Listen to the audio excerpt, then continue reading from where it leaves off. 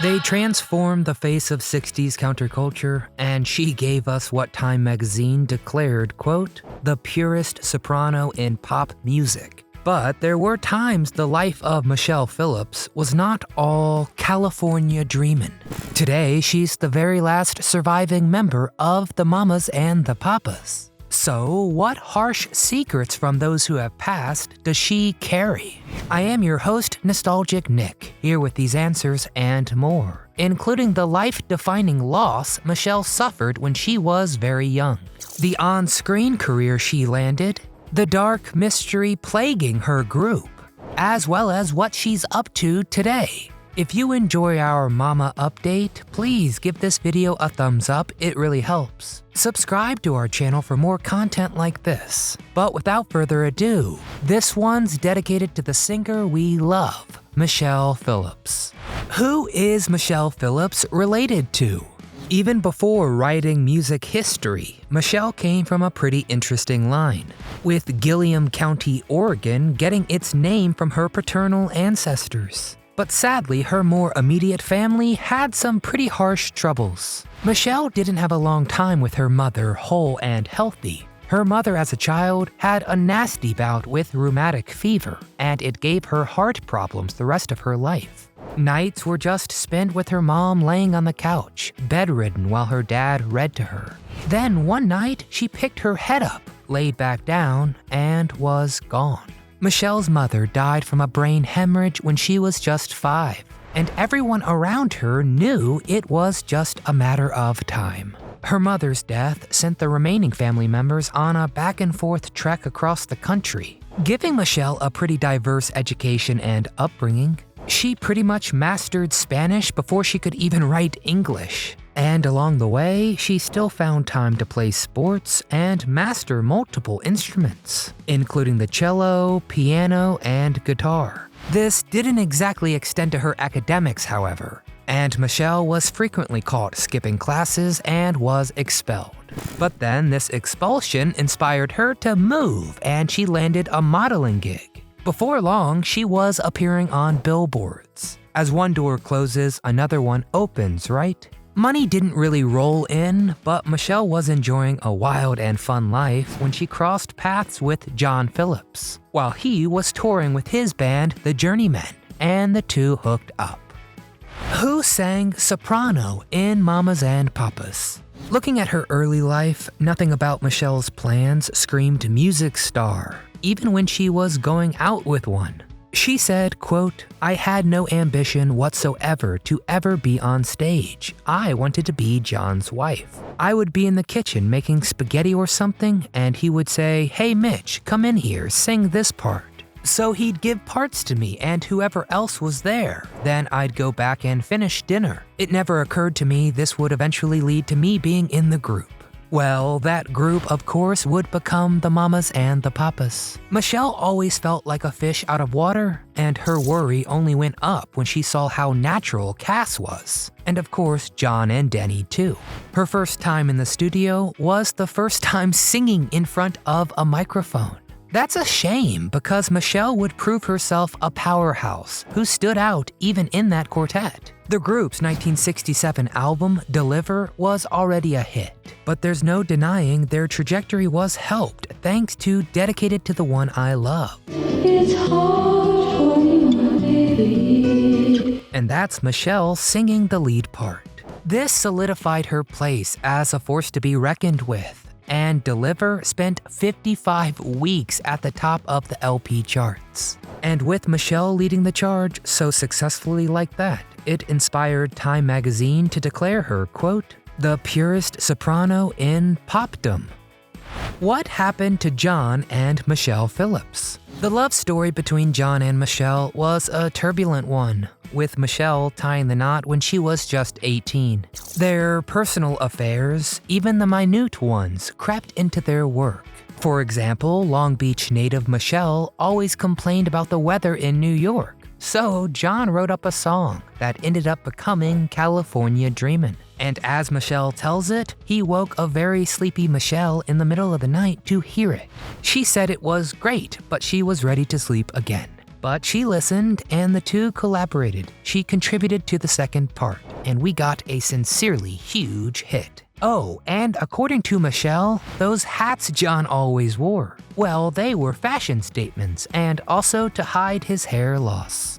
Why was Michelle Phillips kicked out of Mamas and the Papas? These days, with the dust settled, we have only Michelle Phillips as our lone Mamas and the Papas survivor. But she and John were right at the heart of the original lineup's fate. Their rocky marriage became a rocky band. These days, she feels liberated as she shares the other side of the tension between she and John.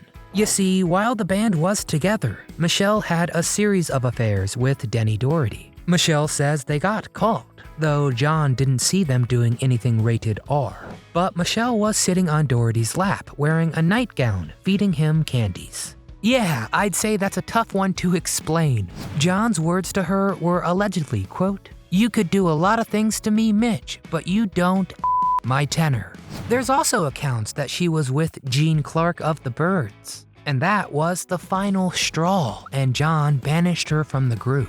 Lou Adler, music producer of the Mamas and the Papas, talked about John best, saying, quote, "He was destructive, and he was tough to live with. It was bound to explode." But supposedly the cheating did go both ways, and not just counting the dark tales of incest and attacks.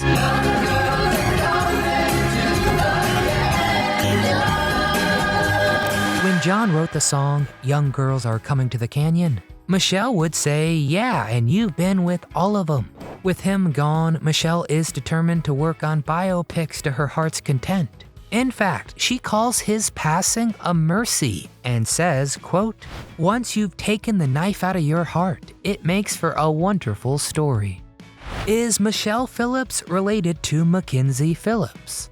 Before John married Michelle, he'd been with a woman named Susan Adams, and together they had a daughter named Mackenzie. When Michelle married, she became Mackenzie's stepmother, and in 2009, Mackenzie released a tell-all saying that her father, John, had abused her while she was blacked out, just before her wedding.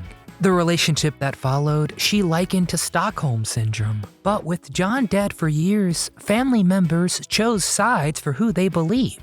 Michelle didn't think anything happened between John and his daughter, saying she had, quote, "every reason to believe the story was not true," although other relatives say they were told about the abuse before, so this wasn't coming out of nowhere. Michelle has even referenced Mackenzie's drug history, which had happened in conjunction with John's own drug abuse. She said, quote, "You should take with a grain of salt anything that's said by a person who has had a needle stuck in their arm for 35 years. And I'll just say that because Mackenzie used so much drugs because of John, this siding with an abusive dead man is kind of hard to understand." What happened to Michelle Phillips of the Mamas and the Papas? The first to pass was Cass Elliot in 1974. John passed away in 2001 and Denny in 2007. So all that remains now of the Mamas and the Papas is Michelle Phillips, who turned 78 in summer of 22. After she was kicked out, Michelle was replaced by Jill Gibson. But of course, the Mamas and the Papas had an infamously short shelf life. Michelle moved on from music to a different kind of entertainment. She's been in many films and TV shows, everything from Bloodline to Fantasy Island, and a very prominent role in Knots Landing. She played Ann Matheson Sumner, a role she enjoyed for a whopping 88 episodes. Oh, I've been here so long I practically feel like a native. She can also be found in Malibu Shores, Beverly Hills 90210, Seventh Heaven, and a ton more. Michelle also remarried twice, in fact.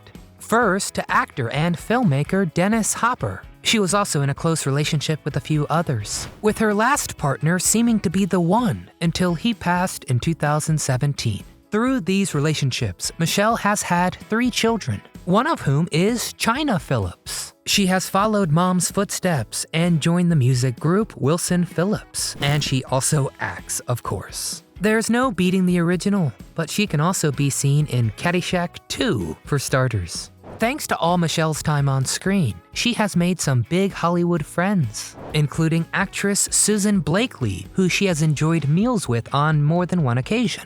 Without any of her history-making bandmates, Michelle finds herself in a pretty surreal position, but she is, as ever, ready to stay all business and live life by her own code and get those biopics out. In a group that's been inducted into the Rock and Roll Hall of Fame, Michelle Phillips still managed to stand out, for better and sometimes for worse. Her wild relationship with John helped make some of the band's best hits, but ultimately tore it apart too. It just goes to show history can be made in a very short time. Alright, enough of me, now we want to hear from you. Which Mamas and Papas song is your favorite? Whose voice just melts your heart the most? Have you ever seen Michelle in a film or TV show? Get in the comments and tell me all things Mamas and the Papas and Michelle Phillips. Before you head out of here, please give this video a thumbs up and subscribe to our channel for more content like this. But from all of us here at Do You Remember, we want to thank you for watching.